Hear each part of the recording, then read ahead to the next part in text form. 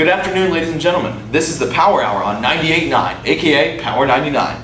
I'm your host, Dan Abington, alongside my partners Thomas Abington and Tyler Conrad. Today we're going to be discussing a wide array of topics. First of all, the Philadelphia 76ers' first overall pick in this Thursday's NBA draft, the NBA MVP race, and finally, switching over to baseball, we'll be talking about the Hall of Fame candidacy of legendary first baseman Pete Rose.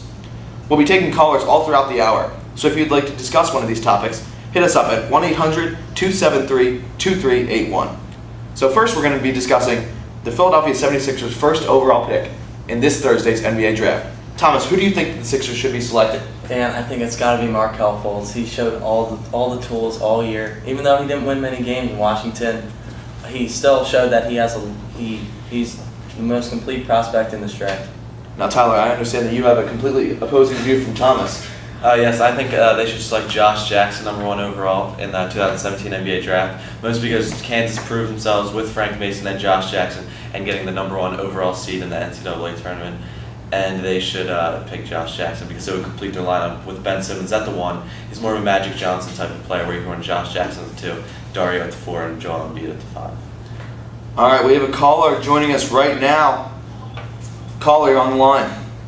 Oh, hello, thank you. I just want to say that I love your show, and I want to talk to you guys about this. I don't think that the 76ers should drift a little in. I mean, with the games, maybe I don't want anything like 9 points on the season.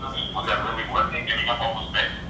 Yeah, I completely agree. I feel like the Sixers totally could have stayed at #3 and taken one of the guards from Kentucky, either Malik Monk or De'Aaron Fox, because both of those players did produce all throughout college, and they've shown that they have the ability to translate those skills into the NBA. Yeah, definitely. I mean, this is a draft for guards, really content games, really guard heavy. So that means give up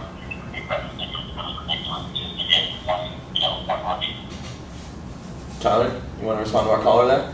I totally agree with him. I mean, as you said, the top 10 picks are guard heavy. There's only really 3 forwards and most likely 7 guards that are going to be selected. So I don't think it was. I mean, it might be worth it in the long run to see how Fultz does, but in this oversight of things, I think you could have taken Fox at 3. Maybe if Ball slipped down because the Lakers could pick Josh Jackson #2.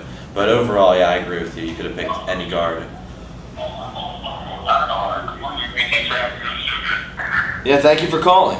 So next we're going to move on to our next topic, the NBA MVP race, which has kind of not been talked about too much with all of the speculation surrounding the NBA draft. So Thomas, who do you think that the NBA MVP should be this season? James Harden, no doubt. James Harden produced very good numbers, almost averaged a triple-double, had it was like 30 points, around 12 rebounds, and 12 assists and 9 rebounds, and that's really impressive for.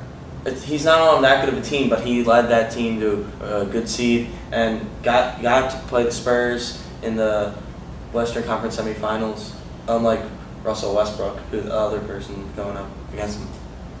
You see, I have a bit of an unorthodox pick here because my pick for MVP isn't even in the running still. I think LeBron James should be the MVP of the National Basketball Association because he is the most valuable player in the league. Without him, the Cavs would not even come close to the NBA Finals, and the fact that he's no longer in the running for the MVP is astounding to me.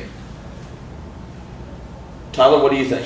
I think Russell Westbrook should be the MVP of the 2017 NBA season, most because he averaged a triple-double, not like James Harden do.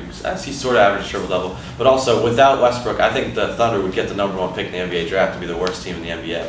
So without him, they wouldn't even make the playoffs, and they were a 6th seed. And they took the Rockets to a close series. Well, we will see who comes out on top at the very end of the season. So finally, we're going to talk about Pete Rose. Thomas, you want to really quickly explain what you think? I don't think he should be in. He's been banned from baseball, and I don't think that should be lifted. All right, well, I think Pete Rose should be a member of the Hall of Fame, even though he has had a bit of a controversial past. So that'll do it for the Power Hour here on 98.9. I'm your host, Dan Abington, alongside my partners, Thomas Abington and Tyler Conrad. Thank you for tuning in.